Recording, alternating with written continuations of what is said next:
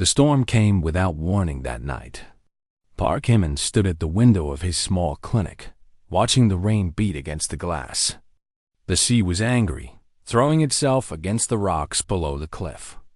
He had lived in this village his whole life, and he knew when the ocean was in a bad mood. Hyman was 32 years old. He was not tall, not short. His face was kind, the sort of face that made scared animals trust him. He had taken over his father's veterinary clinic 3 years ago, after the old man passed away. Now he spent his days healing cats with broken legs, dogs with bad stomachs, and sometimes a farmer's cow that refused to eat Dodd. It was a quiet life. A lonely life, if he was honest with himself. The power went out around midnight. Hyman lit a candle and decided to check on the animals in the back room. A mother cat had given birth just yesterday, and he wanted to make sure the kittens were warm. That was when he heard the sound Dodd. It was not thunder. It was something else. A crash, then nothing. Hyman told himself it was just the storm playing tricks. But something pulled at him, a feeling in his chest that he could not explain. He put on his raincoat and went outside. The path down to the shore was slippery and dangerous in the dark. Hyman used his flashlight, but the beam was weak against the heavy rain. He should turn back. This was stupid. What was he even looking for? Then he saw her. She lay on the rocks near the water, her body twisted at a strange angle. At first, Hyman thought she was dead. He rushed forward, almost falling twice on the wet stones. When he reached her, he pressed his fingers to her neck, a pulse. Weak, but there. She was young, maybe his age. Her hair was long and dark, spread around her head like seaweed. Her clothes were strange, not like anything he had seen before. They seemed to shimmer even in the darkness, like fabric made from starlight. Hyman did not have time to think about clothes. He lifted her carefully, surprised by how light she was, and carried her back up the cliff. The rain soaked through his coat. His arms burned with effort. But he did not stop. He brought her into the clinic and laid her on the examination table. Under the candlelight, he could see her injuries. Cuts on her arms and legs. A deep bruise on her forehead. But nothing that looked fatal. Hyman was a veterinarian, not a doctor. But bodies were bodies, he told himself. He cleaned her wounds. He bandaged what needed bandaging. He covered her with blankets because her skin was cold. So cold. He sat beside her all night, waiting. She woke up just as the sun began to rise. The storm had passed, leaving behind a sky washed clean and pink. Her eyes opened slowly. Hyman leaned forward, ready to tell her she was safe, that she was in a clinic, that he had found her on the rocks. But when he saw her eyes, the words died in his throat. They were violet. Not blue, not gray. Violet, like flowers in spring. And for a moment, just a moment, they seemed to glow. She looked at him without fear, without confusion. She looked at him like she was trying to read something written on his soul. "Where am I?" she asked. Her voice was soft, like water over stones. "You are in my clinic," Hyman said. "In a small village. I found you on the shore. You were hurt." She touched her forehead, feeling the bandage there. "You helped me, of course." She studied him for a long moment. Why? Hyman did not understand the question. Because you needed help. Something changed in her face then. Something softened. She told him her name was Lyra, and that she did not remember how she came to be on those rocks. She did not remember much of anything. Hyman knew he should call someone. The police, maybe. Or a hospital. But Lyra asked him not to. She seemed afraid, though she tried to hide it. And Hyman had spent his whole life learning to read fear in creatures who could not speak Dot, so he let her stay. Days passed. Lyra grew stronger. She followed Hyman around the clinic, watching him work with curious eyes. She seemed fascinated by the animals. She would sit for hours with the mother cat and her kittens, not touching, just watching. "They trust you," she told him one evening, as he fed a recovering puppy with a bottle. "They know you will not hurt them." "Animals are simple," Hyman said. "If you are gentle, they understand. Humans are not simple." Hyman smiled. "Humans are very complicated." Lyra nodded, like this confirmed something she already believed, that there were strange things about her. Things Hyman tried not to notice, but could not ignore. Her skin, in certain light, seemed to have a faint glow. Her body temperature was always cool, no matter how many blankets she used. She did not recognize rice or kimchi, or any food he offered her. She ate everything with the same expression of cautious wonder. And sometimes, late at night, Hyman would wake up and find her standing at the window, staring at the stars with such longing that it broke his heart. He did not ask questions. He was afraid of the answers. Instead, they talked about other things. He told her about his father, who had taught him to love animals. She told him about the sea, how it reminded her of something she could not name. He showed her how to bandage a wound properly. She showed him how to sit in silence without feeling alone. 2 weeks after the storm, they sat together on the cliff, watching the sunset paint the water golden red. Lyra leaned her head against his shoulder. "I will have to leave soon," she said quietly. Hyman's chest tightened. "Where will you go?" "Home." "Where is home?" She did not answer. Instead, she turned to look at him. Her violet eyes were bright with something he was afraid to name. "Hyman," she said, "you are a good man. I want you to know that. Whatever happens, you are good." He did not understand what she meant.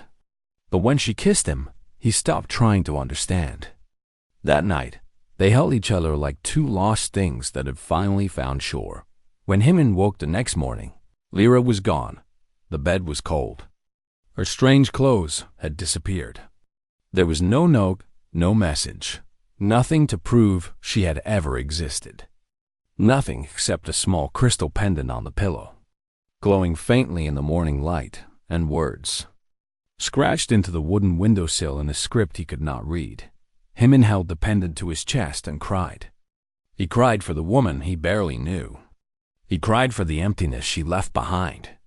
He cried because, for the first time in years, he had not felt alone, and now he was alone again.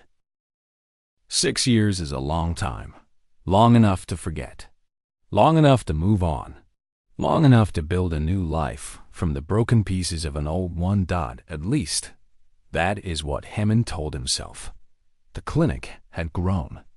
He had hired an assistant now, a young woman named Yuna, who was studying to become a veterinarian herself. She was good with the animals and did not ask too many questions. Hyman liked that about her. The village had changed too. More tourists came in the summer. A new restaurant opened near the harbor. Old Mr. Kang finally retired and sold his fishing boat to a young couple from Seoul who wanted to live the simple life. But some things never changed. The sea still crashed against the rocks. The stars still burned in the night sky. And Hyman still wore the crystal pendant around his neck, hidden under his shirt where no one could see. He had tried to take it off many times, but every time he did, his chest would feel empty, like something important was missing. So he kept it on, and he told himself it was just a keepsake. Just a memory of a strange dream he once had. His best friend Kwon Taiho did not believe in the dream. Taiho was a fisherman, like his father and grandfather before him. He was loud where Hyman was quiet, messy where Hyman was neat. They had been friends since childhood, and Taiho knew all of Hyman's secrets. Well, almost all of them. "You are thinking about her again," Taiho said one evening. They were sitting on the dock, sharing a bottle of soju and watching the fishing boats come home. "I do not know what you mean," Hyman replied. Taiho laughed. "You always get that look. Like a sad puppy. Every time you think about your ghost woman." "She was not a ghost." "Then what was she? An angel? A mermaid? A beautiful alien from the stars? Hemin said nothing. He took a long drink and watched the sunset. Listen, Taiho said, his voice turning serious. I am your friend. I have known you for 30 years. I have never seen you look at anyone the way you looked when you talked about her. But she is gone. She has been gone for 6 years. You need to live your life. I am living my life. You are hiding from your life. There is a difference. Hemin knew his friend was right. But knowing and doing were two different things. His mother agreed with Taiho. Mrs. Park Yoonji was a small woman with a big voice and an even bigger heart. She had raised Hemin alone after his father died, working at the village restaurant until her back gave out. Now she spent her days gardening and worrying about her son. You need a wife, she told him every Sunday when he came for dinner. You need children. You are not getting younger. I am only 32, mother. 32. When I was 32, you were already in school. Your father and I had been married for 10 years. Times are different now. Times are always different. Love is always the same. Hemin would smile and change the subject. He would compliment her cooking or ask about her garden. And she would. Let him, because she loved him and did not want to push too hard.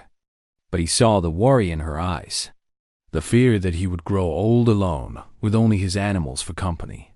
Some nights, Hemin wondered if she was right to worry. He had dated a few times over the years. Nice women, kind women, women who laughed at his jokes and smiled at his shyness. But every time he tried to feel something more, he would think of violet eyes and cool skin and words in a language he could not understand. And the feeling would die before it could begin. Maybe he was broken, he thought. Maybe Lyra had taken something from him when she left. Something he could never get back. The three-legged dog came into his life on a Tuesday. Someone had found her on the road outside the village, hit by a car and left to die. They brought her to Hemin's clinic, expecting him to put her down. Instead, he spent 8 hours in surgery, saving what he could. The dog lost her front leg, but she lived. Hemin named her Bori, after the barley fields where he used to play as a child. She was brown and scruffy, with ears too big for her head and a tail that never stopped wagging. She followed him everywhere, hopping along on 3 legs like she had never had 4. Taiho said he was crazy, keeping a broken dog. Hemin's mother said she was ugly but lovable, like a good husband. Hemin just said she was his. For the first time in years, he did not feel completely alone. The seasons passed. Spring became summer, became autumn, became winter. Hemin healed animals and ate dinner with his mother and drank soju with Taiho. He walked on the beach with Bori and watched the stars and wondered, sometimes, if Lyra was up there somewhere, looking down. He never spoke of her anymore. The story had become a secret, buried so deep that even he sometimes forgot it was true. Until the night the light came down, it was a clear evening in early spring. Hemin was sitting on his porch, Bori sleeping at his feet. The stars were bright, brighter than usual. He could see the whole river of the Milky Way stretched across the sky. Then, one of the stars moved. At first, he thought it was a plane or a satellite, but it was too bright, too fast. It streaked across the sky like a falling tear, then stopped suddenly over the hills behind his property. And descended. There was no sound. No crash. Just a glow, soft and golden, disappearing behind the trees. Bori lifted her head and whined. Hemin's hand went to the pendant under his shirt. It was warm. For the first time in 6 years, it was warm. He stood up slowly, his heart beating so hard he could feel it in his throat. He should call someone. Taiho. The police. Anyone. But his feet were already moving toward the hills. He walked through the dark forest, guided by nothing but instinct and the fading warmth of the crystal. The trees were silent around him. Even the insects had stopped singing. When he reached the clearing, there was nothing there. Just scorched grass in a perfect circle, still smoking faintly. No ship, no wreckage, no explanation. Hemin stood there for a long time, staring at the burnt ground. His mind was racing with questions he could not answer. His heart was full of a hope he was afraid to feel. He walked home slowly, Bori limping beside him. That night, he did not sleep. He sat by the window, watching the stars, waiting for something he could not name.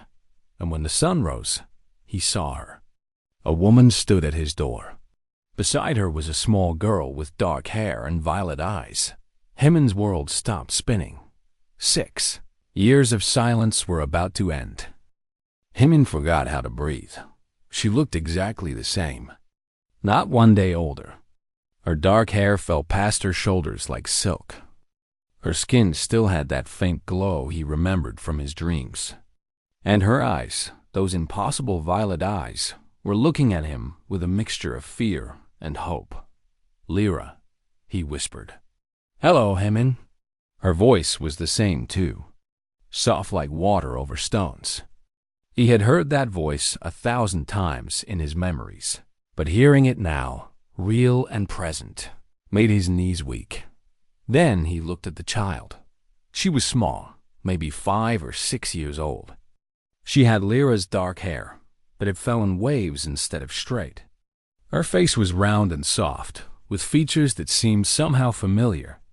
And her eyes were violet, just like her mother's. But there was something else in those eyes. Something that looked like his own mother's smile. Something that looked like the face he saw in the mirror every morning.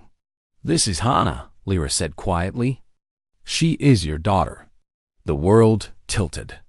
Hemin grabbed the doorframe to keep himself standing. His daughter. He had a daughter. For 6 years, somewhere out in the universe, a child had been growing up without knowing her father. His child. "Can we come inside?"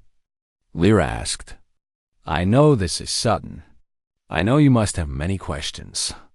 But please, let me explain." Hemin could not speak. He stepped aside and let them enter. Bori came running from the back room, her tail wagging. She stopped when she saw the strangers, sniffing the air cautiously. Then she walked straight to Hana and pressed her head against the girl's leg. Hana's face lit up with wonder. "Mother, look! A 3-legged dog." She knelt down and wrapped her arms around Bori, who licked her face happily. "She is beautiful." "Careful," Lyra said. "You do not know if she is friendly." "She is friendly," Hana said with certainty. "She told me." Hemin watched this exchange in a daze.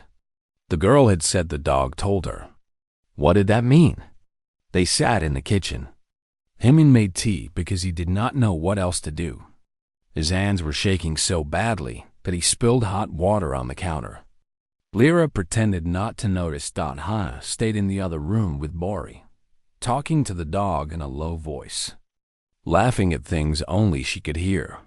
"She has a gift," Lyra said, following Hemin's gaze. "She can sense the feelings of living things, animals especially. It is rare, even among my people, your people." Hemin's voice sounded strange to his own ears, distant, hollow. "And what are your people, exactly?" Lyra took a deep breath. "We call ourselves the Velan. We come from a star system far from here.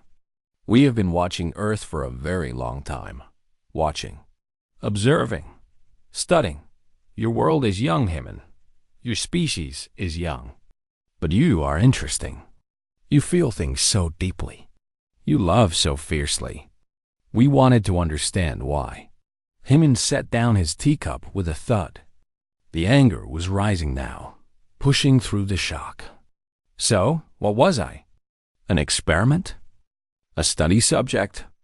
"No." Lyra reached across the table, but he pulled his hand away. Pain flashed in her eyes. "Hemin, no. I was injured. My ship crashed. You found me on those rocks, and you saved my life. Everything that happened between us, everything I felt, it was real. I swear to you. Then why did you leave? The question hung in the air between them. 6 years of silence. 6 years of wondering. 6 years of waking up in the middle of the night, reaching for someone who was not there. I did not know I was pregnant when I left, Lyra said softly. I thought I was going home. I thought I would forget you. I thought I could go back to my life. She looked down at her hands. I was wrong. When did you know? 2 months later. I was on my homeworld when I realized what was happening. A child between our species. It is almost impossible. In 10,000 years of observation, it has happened only 3 times. Hannah is a miracle, amen? A miracle you kept from me for 6 years. Lyra flinched at the bitterness in his voice. I wanted to come back. Every day, I wanted to come back. But the journey is dangerous. Hannah was too young. Her body needed time to stabilize. Half human, half Velen. She required special care that only my people could provide. And now? Why now? Lyra was quiet for a long moment. When she spoke again, her voice was heavy with something that sounded like fear. But this something is coming, Himen. Something bad. And Earth needs to be ready. Before she could say more, Hannah appeared in the doorway. She was holding Bori in her arms, the dog completely relaxed, despite being carried by a stranger. Father, she said. The word hit Himen like a wave. Father. He had never been called that before. He had never expected to be called that. Hannah walked toward him slowly, carefully, like she was approaching a wounded animal. You are sad, she said, and angry, and scared. I can feel it.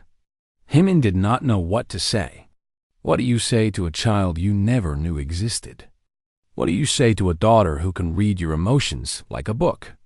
But underneath all that, Hannah continued, there is something else. Something warm. She tilted her head, stunning him with those violet eyes. Is that love? Himen's throat closed up. Tears burned in his eyes. This child, this impossible child, was looking at him with such innocent hope that it broke something inside him. Yes, he managed to say. I think it is. Hannah smiled. It was his mother's smile. His smile. And suddenly, the anger did not seem so important anymore. She held out her small hand. Mother told me stories about you. About how you saved her. About how gentle you are with hurt things. Her voice was serious, older than her years. I wanted to meet you for a long time. Himen took her hand. It was warm, warmer than Lyra's. Human warm. I wanted to meet you too, he said. I just did not know you existed. I know. Hannah squeezed his fingers. But I am here now. And I am not going anywhere. Himen looked at Lyra. She was crying silently, watching them with an expression that held 6 years of guilt and hope and love. He was still angry. He was still hurt. There were still so many questions that needed answers. But right now, in this moment, his daughter was holding his hand. And that was enough. Tell me everything, he said to Lyra. From the beginning. I want to understand. Lyra nodded, wiping her eyes. It is a long story. I have time. Outside, the sun was rising higher. A new day was beginning. And for the first time in 6 years, Himen felt like maybe, just maybe, he was not alone anymore. The days that followed were strange and wonderful and terrifying all at once. Himen learned to be a father in pieces. Small moments that added up to something bigger than he could have imagined. He learned that Hannah liked to wake up early and watch the sunrise from the porch. He learned that she was afraid of loud noises, but brave about everything else. He learned that she laughed with her whole body, throwing her head back and closing her eyes, just like he did. She asked 1,000 questions. Why did fish live in water? Why did birds fly? Why did the sun go away at night? Himen answered everyone. even when he did not know the real answer. She seemed satisfied just to have someone who would listen. The animals at the clinic adored her. On her second day, Himin brought her to work. He was nervous, unsure how to explain a 6-year-old daughter to Yuna and the villagers who came to drop off their pets. But Hana made it easy. She sat in the corner with Bori, quiet and watchful. When a farmer brought in a dog that had been hit by a truck, the animal was wild with pain and fear. It snapped at Himin when he tried to examine it. It howled when he came close. Then Hana stood up and walked to the table. "Be careful," Himin warned, but she did not listen. She placed her small hand on the dog's head, and the dog went still. Not asleep, but calm, peaceful. It looked at Hana with trusting eyes and let Himin work without complaint. "How did you do that?" Yuna asked later, her eyes wide. Hana shrugged. "I told him it was going to be okay. He believed me." After that, Yuna did not ask any more questions. She just accepted that Himin's mysterious daughter had a gift with animals. In a small village like this, strange things were easier to accept than in the city, but not everyone was easy to convince. Taiho came over on the third night, a bottle of soju in his hand and suspicion in his eyes. He had heard the rumors. A woman had appeared at Himin's house. A woman with a child. The whole village was talking. "So," Taiho said, settling into a chair on the porch, "the ghost woman is back." Himin sighed. "Her name is Lyra. And the girl? Her name is Hana. She is my daughter." Taiho choked on his drink. "You what?" Himin told him the story. Not all of it. Not the part about alien worlds and ancient civilizations. Just the simple version. Lyra had been pregnant when she left. She had raised the child alone. Now she was back. Taiho was quiet for a long time. Then he laughed. "You know what? This explains a lot. 6 years of moping around like a sad dog. 6 years of refusing to date anyone. I thought you were just being stubborn. Turns out you got a woman pregnant and she ran off to another country. Something like that. Well?" Taiho raised his bottle. "Congratulations, I guess. You are finally a father. Your mother will be thrilled." Himin had not told his mother yet. He was not sure how to explain it, but he knew he could not hide Hana forever. He brought them to Sunday dinner. Mrs. Park opened the door and saw Lyra first. Her eyes went wide. Then she saw Hana, standing behind her mother with a shy smile. "Grandmother?" Hana said, because Lyra had taught her the Korean word. Mrs. Park burst into tears. She pulled all 3 of them inside, asking 100 questions without waiting for answers. Who was this woman? Where had she been? Why had Himin not told her? Was this really her granddaughter? Why did the child have such strange eyes? Himin tried to explain. He used the same story he had told Taiho. Lyra was from far away. She had been sick when Hana was born. She could not travel until now. Mrs. Park did not believe half of it. But she did not care. She had a granddaughter. That was all that mattered. "She has your smile," she told Himin, pinching Hana's cheeks. "And your father's stubborn chin. She is beautiful." Hana glowed under the attention. She had never had a grandmother before. On Lyra's world, family was different. Colder, more distant. This warmth, this overwhelming love, was new to her. It was new to Himin too. But while his family grew closer, darkness was approaching. Lyra told him more about the threat on the 4th night. They sat on the porch after Hana fell asleep, watching the stars. "There's a species called the Dominion," she said. "They are old, older than my people. And they are hungry. Hungry for what? Resources, labor, life itself." Lyra's voice was flat, like she was reading from a textbook. But her hands were shaking. "They move from world to world, taking what they need and leaving nothing behind. They call it harvesting." Himin felt cold despite the warm night. And they are coming here? To Earth? They've marked your world, identified it as a viable target. Humans are useful to them. You are strong, adaptable, creative. You would make excellent workers. You mean slaves.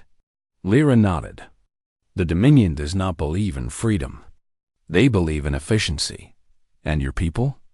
The Velans? Can they stop this? This was the hard part. Lyra looked away, unable to meet his eyes. My people are divided, she admitted. Some believe we should protect Earth. Others believe we should not interfere. Humans are young and violent and unpredictable. They think helping you might make things worse. But you came here anyway. Yes. Why?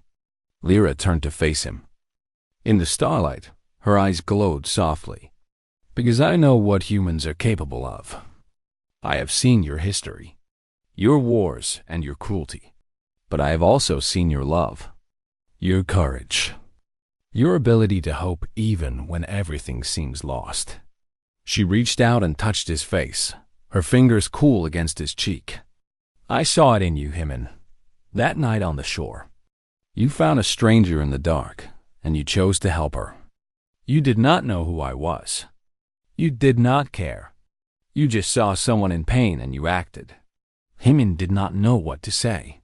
That is why I came back, Lyra continued. Not just for Hannah, not just for you, but because I believe humanity deserves a chance. And I want to help you fight. Fight? Hyman almost laughed. I am a veterinarian. I heal small animals. I am not a soldier. You do not need to be a soldier. You need to be a voice. Someone who can show my people what humans really are. She took his hand in hers. There is a council, a meeting of Velan elders who will decide Earth's fate. If I can bring you there, if you can speak for your species, maybe we can change their minds. And if I cannot? Lyra was quiet. The answer hung between them, unspoken dot in the room behind them. Hannah slept peacefully, dreaming whatever dreams half-alien children dream. She did not know yet that her father might have to save the world. She did not know that her existence might be the key to everything. Hyman looked at his daughter through the window. His daughter, a word he was still getting used to. Okay, he said finally. I will do it. For all of us. Lyra squeezed his hand. Thank you. They sat together in the darkness. Two people from different worlds, watching the stars and waiting for whatever came next. The path through the mountain was narrow and steep. Hyman carried Hannah on his back while Lyra led the way, moving through the forest like she had walked this trail 100 times before. Where are we going? Hyman asked, his breath heavy from the climb. To meet someone, Lyra said. Someone who has lived among your people for a very long time. They walked for 2 hours before reaching the clearing.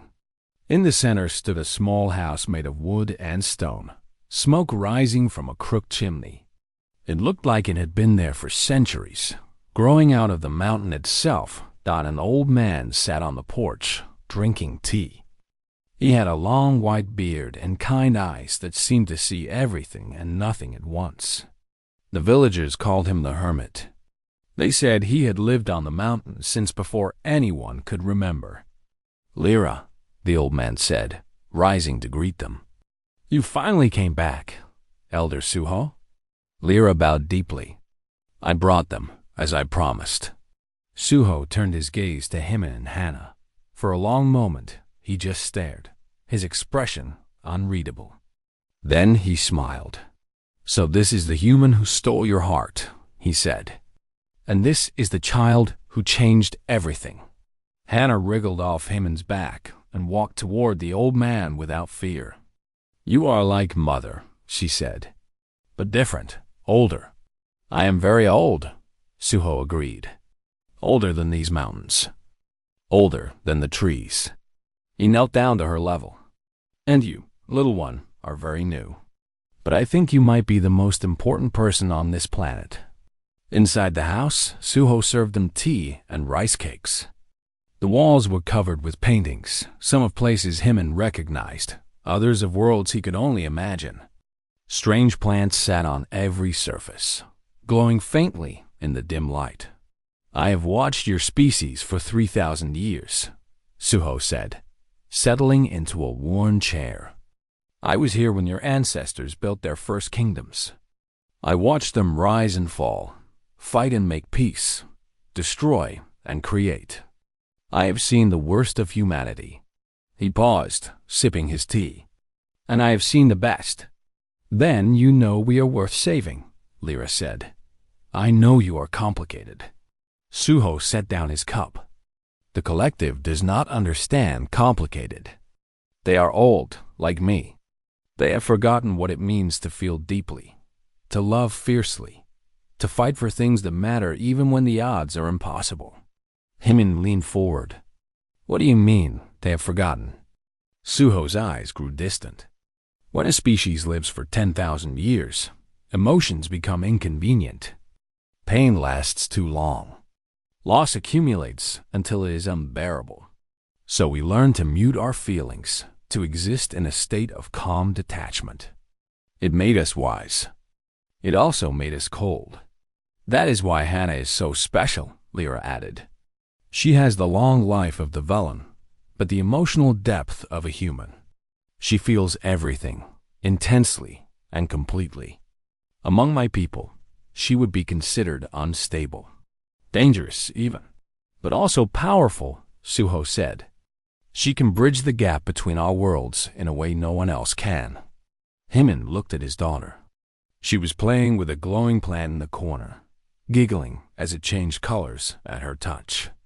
So innocent, so unaware of the weight that rested on her small shoulders.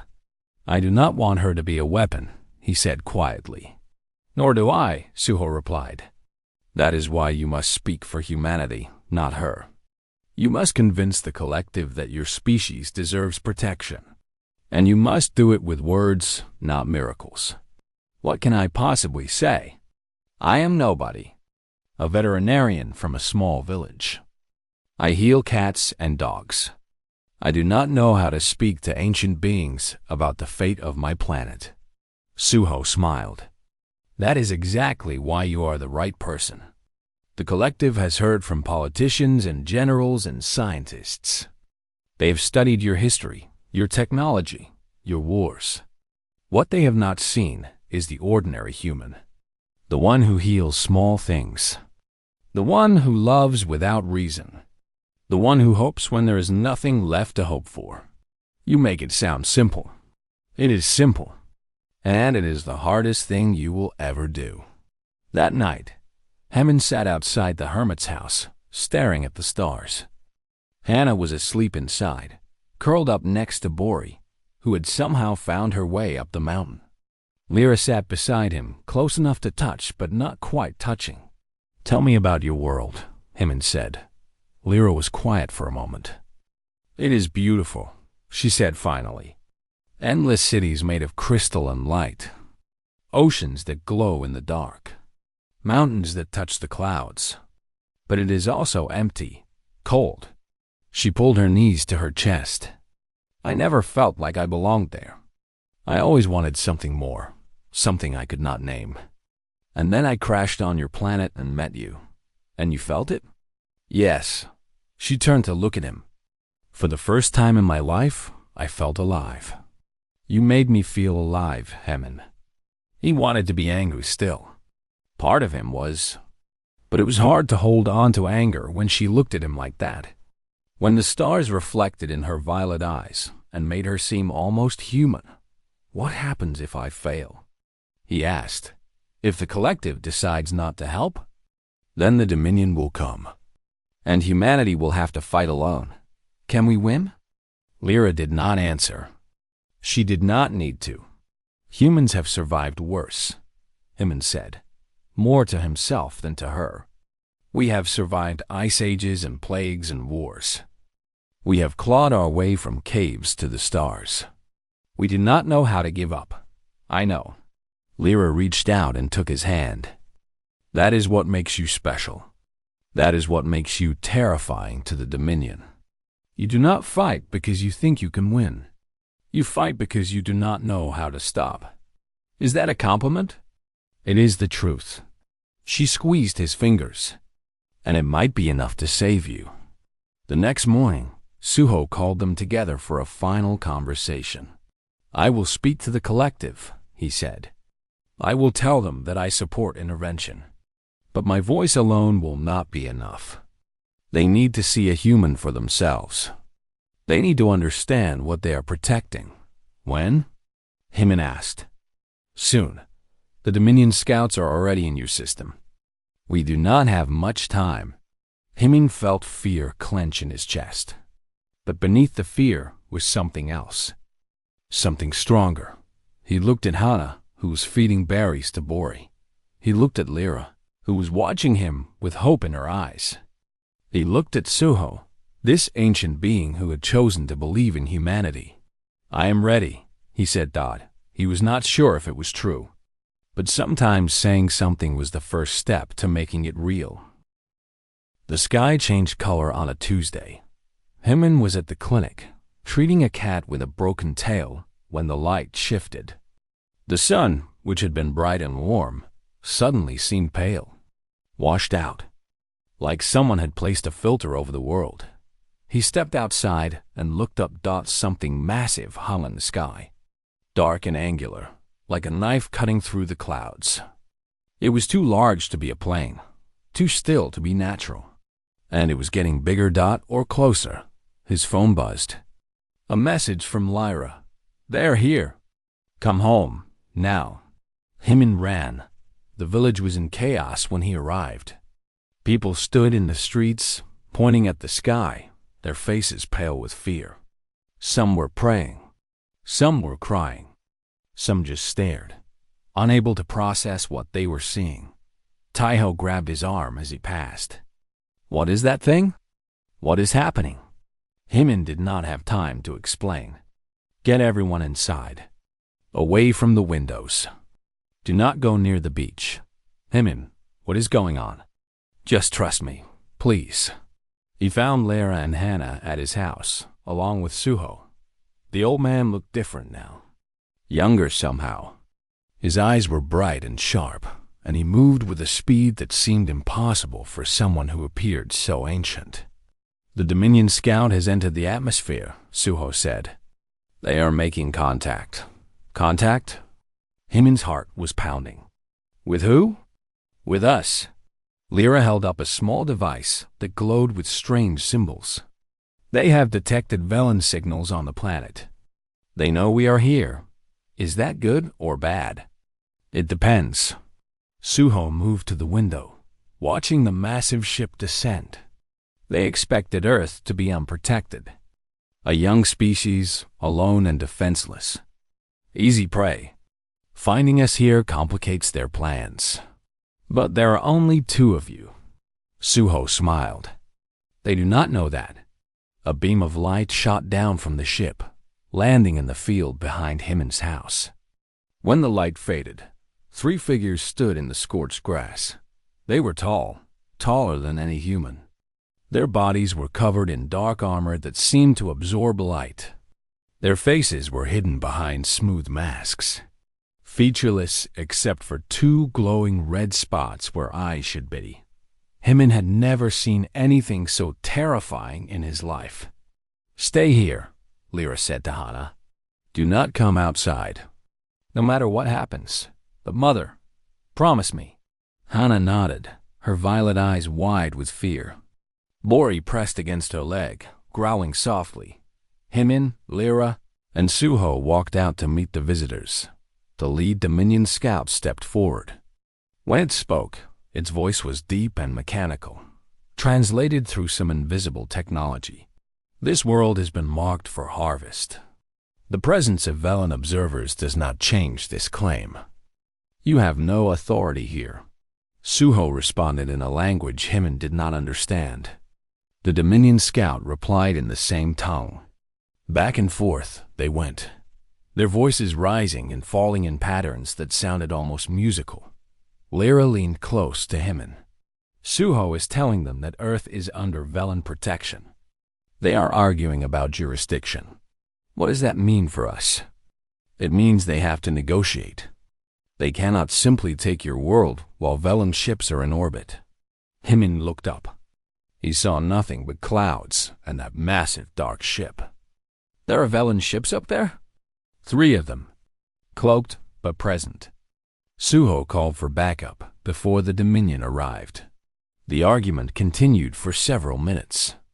Then, suddenly, the Dominion scout turned to face Himen directly. This one, it said in accented Korean. This is a native of this world? Suho stepped protectively in front of Himen, but the veterinarian pushed past him. Yes, Himen said. I am human. The scout studied him with those glowing red eyes. Your species is young, primitive. You have not yet developed faster than light travel. You have not united your planet. You spend most of your energy fighting among yourselves. The scout tilted its head. Why should the collective protect something so broken? Himen felt the weight of the question. This was it. This was the moment Suho had prepared him for. The fate of his entire species rested on what he said next. He thought about all the things he could say. The accomplishments of humanity. The art and music and literature. The scientific achievements. The great leaders and thinkers. But that was not what came out of his mouth. You are right, he said. We are young. We are primitive. We fight and we hurt each other, and we make terrible mistakes. He took a breath. But we also love. We love so deeply that it drives us crazy. We love people we have never met, people who lived thousands of years ago, people who exist only in stories. We love animals and plants and mountains and rivers. We love things that cannot love us back. The Dominion scout said nothing. Himen kept talking. We are broken, yes, but we are also stubborn. When we get knocked down, we get back up. When someone tells us something is impossible, we do it anyway. When we face enemies bigger and stronger than ourselves, we fight. Not because we think we can win, but because fighting is all we know. He stepped closer to the scout, close enough to see his own reflection in that dark mask. You call it harvest. You think you can come here and take what you want and leave nothing behind. But I promise you this, if you try, we will resist. Every man, woman, and child on this planet will fight you. With guns, with rocks, with bare hands. We will burn our own cities before we let you have them. We will poison our own water before we let you drink it. We will make this conquest so expensive, so painful, so costly, that your masters will curse the day they ever heard of Earth. Silence. The wind blew across the field, rustling the grass. In the distance, a dog barked. The world held its breath. Then the Dominion scout spoke. You threaten us with destruction. Your own destruction. Yes, that is irrational. Himen smiled. It was not a happy smile. Yes, it is. That is what makes us dangerous. The scout stared at him for a long moment. Then it turned to its companions and spoke in that strange language. They responded. Another exchange, quick and harsh. Finally, the scout addressed Suho. We will report this encounter to the Dominion Council. They will decide whether to proceed with the harvest or seek easier targets. The red eyes turned back to Himen. You have earned a delay, human. Nothing more. Do not mistake this for victory. The beam of light returned, and the scouts vanished. The massive ship began to rise, climbing slowly through the clouds until it disappeared among the stars. Himen's legs gave out. He collapsed in the grass, his whole body shaking. Lyra was there instantly, holding him, whispering in his ear. Suho stood over them both, watching the sky with something like wonder in his ancient eyes. That was either very brave or very stupid, the old man said. Can it be both? Himen managed. Suho laughed. It was a rusty sound, like he had not used it in centuries. "Yes, I suppose it can." He reached down and helped Himin to his feet. "You spoke well, veterinarian. You reminded me why I chose to stay on this world for so long." From the house, Hana came running. She threw herself into Himin's arms, crying and laughing at the same time. "I felt them," she said. "The scouts. They were so cold inside, so empty. But you, Father, you were like a fire, bright and warm and stubborn." Himin held his daughter tight and watched the sky clear. They had won nothing. The Dominion would return, eventually. The threat was not over. But today, humanity had been given a chance. And that was more than they had yesterday. 1 year later, the world was different. The governments had been told. Secretly at first, then publicly when the secret became too big to contain. Yes, aliens existed. Yes, they had been watching Earth for thousands of years. Yes, humanity had enemies among the stars. And yes, a veterinarian from a small Korean village had told those enemies to go away. Himin became famous for a while. News crews came to the village. Politicians wanted to meet him. Scientists asked endless questions about his encounter with the Dominion Scout.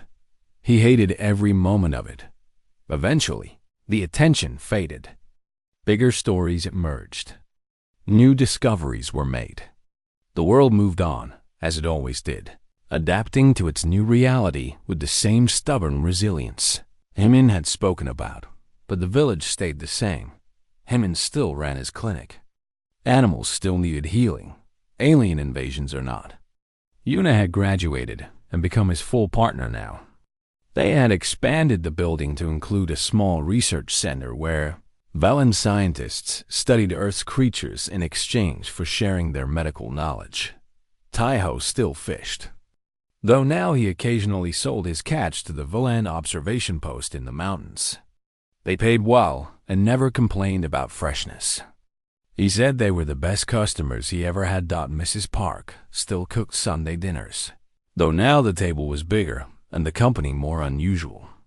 Suho came sometimes, pretending to be Himin's eccentric uncle. The old hermit had grown fond of Korean food, especially his mother's kimchi stew. Hana started school. This was harder than any alien confrontation. Himin worried about everything. Would the other children accept her? Would they tease her about her strange eyes? Would she be lonely? He should not have worried. Hana made friends the way she did everything else, naturally and completely. Children are more accepting than adults. They did not care that her eyes were violet or that she could talk to animals. They cared that she was kind, that she laughed easily, that she shared her snacks. She came home every day with stories. About her teacher, who was strict but fair. About her best friend Mina, who wanted to be a doctor. About the boy who pulled her hair once and then apologized when she cried. Normal things. Human things. But some nights, Himin would find her sitting by the window, staring at the stars with that same longing he had seen in Lyra years ago. And he would remember that his daughter was not entirely human. That part of her belonged to a world he had never seen. Those were the nights he held her close and told her stories about her grandmother, about her grandfather who died before she was born, about the village and its history and its people. He wanted her to know where she came from. Both places where she came from. Lyra stayed. This surprised everyone, including Lyra herself. She had duties among her people, responsibilities, a position in the Velen hierarchy that she had worked centuries to achieve. She gave it all up. Why? Himin asked her one night. They were sitting on the beach, watching the waves roll in under the starlight. Because I spent 3,000 years living the way I was supposed to live, Lyra said. Following rules, meeting expectations, being a proper Velen. She turned to look at him. Then I met you, and I realized I had never actually lived at all. Is that not a little dramatic? She smiled. It was a human smile, one she had learned from him. Maybe, but it is also true. You taught me something, Hyman. You taught me that a short life lived fully is worth more than an endless life lived halfway. I am not sure I taught you anything. I just treated your wounds and made you dinner. Exactly. She leaned against his shoulder. That is everything. The Velen Collective had officially extended protection to Earth. Not because of Hyman's speech, though that had helped, but because of Hannah, a hybrid child. A bridge between species. She represented something new, something that had never existed before. The collective wanted to study her, to understand what she might become. Some of them feared her. Some of them worshipped her. Lyra and Hyman refused to let her be either idol or experiment. She is a child, Hyman told the Velen representatives who came asking. She will go to school. She will play with friends. She will grow up normal. When she is old enough to decide her own path, she can choose what she wants to be. The representatives had not been happy, but they accepted it because Suho backed Hyman up, and Suho was too old and too respected to argue with. The Dominion had not returned. Not yet. Intelligence suggested they had moved on to easier targets, just as Hyman had hoped. Humanity had been marked as too costly to conquer, but everyone knew it was temporary. The threat would come back eventually. A delay, not a victory. Just like the Scout had said, so humanity prepared. New technologies were shared by the Volans. New alliances were formed. For the first time in history, Earth's nations worked together toward a common goal: survival. It was messy and complicated and filled with setbacks. But it was progress. Hyman did not involve himself in the politics. He left that to people better suited for it. His job was smaller, simpler. Heal what was broken. Love what he could. Hope for the best. And so, on a warm evening in late summer, he found himself on the beach again. Hannah was running in the waves with Bori, both of them splashing and barking with joy. Lyra stood beside him, her hand in his. "Do you ever regret it?" she asked. "Regret what?" "Any of it. Meeting me. Learning the truth. Becoming the voice of humanity." She squeezed his fingers. "Your life would have been simpler if I had never crashed on those rocks." Hyman thought about it. Really thought. 6 years ago, he had been alone. Quiet and kind, yes, but empty inside. Going through the motions of life without really living. A ghost in his own story. Now he had a daughter who amazed him every day. He had a woman he loved, impossible and alien as she was. He had a purpose, a meaning, a reason to wake up each morning. "No," he said. "I do not regret anything." Lyra smiled. That human smile again. Good. The sun was setting, painting the sky in shades of orange and pink. Soon the stars would come out, those same stars that had seemed so distant once. Now they felt closer, more real. Full of danger, yes, but also full of possibility. Hannah came running up to them, dragging a piece of driftwood. "Look what I found. It is shaped like a fish." "It is beautiful," Hyman said. "Maybe we can put it in your room?" "Really?" Her violet eyes lit up. "Can we put it next to my star map?" "Of course." She hugged him quickly, then ran off again with Bori at her heels. Lyra leaned her head on Hyman's shoulder. The same gesture she had made that first night years ago. Before she had left. Before everything changed. "Do you remember me?" she asked softly, echoing the words she had spoken when she returned. Hyman put his arm around her and pulled her close. The crystal pendant, still warm against his chest, pulsed gently with light. "I never forgot," he said. Above them, the first stars began to appear. Below them, the sea whispered ancient secrets to the shore. And somewhere in between, a family stood together, small and improbable and human. They did not know what the future held. No one ever does, but they had each other. And for now, That was enough. It was more than enough. It was everything.